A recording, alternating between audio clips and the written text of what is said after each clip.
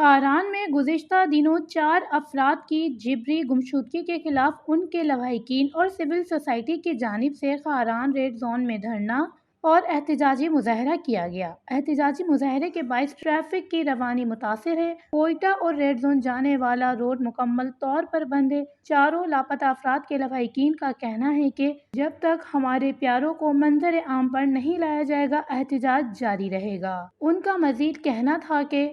داؤد شپن صاحب جب اٹھا گے کھارے خرابی ہے نہ بوتا گے میں بختہ بارن کا ہے بو تو کہ نہ بو زاگار سمتے ہمارا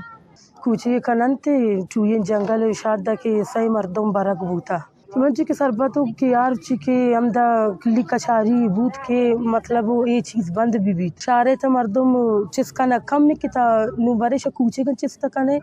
ایشانی غلطی چی بوتا اما تمام ساتھی دنشتا کا تنکی امی ہر چارے امی چینا امی براسانا نیا ارتگا ایدرنا امدا جاری ہے بھی تو یہ صوب سرا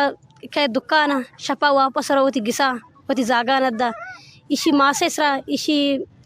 جنین سرا ایشی زاگان سرا یہ دو شپنتے آیا نے خبر ہے شی کی ہاتھ ہما جاگا لگتا ہما جاگا سوچا گئے ریاست پیلا کنی کہ نی ماما زاگن بیارا تھنگ کی نیا ارتگن اما ادھر نشتگن اما پروگرام جاری داود شپا 4 بجا برتگش اما تنگی فات نین شما مردم نیا ارتگن تے شدم دی براسا لٹش داتا بین بودان کتا برتگش ہودا کہ مکسور چین براسا ہر چیز کرتا بیار پیش کنے۔ لاپتہ افراد میں ارشاد، امین اللہ، داؤد بلوچ اور امان اللہ شامل ہیں۔ واش نیوز، قاران، بلوچستان۔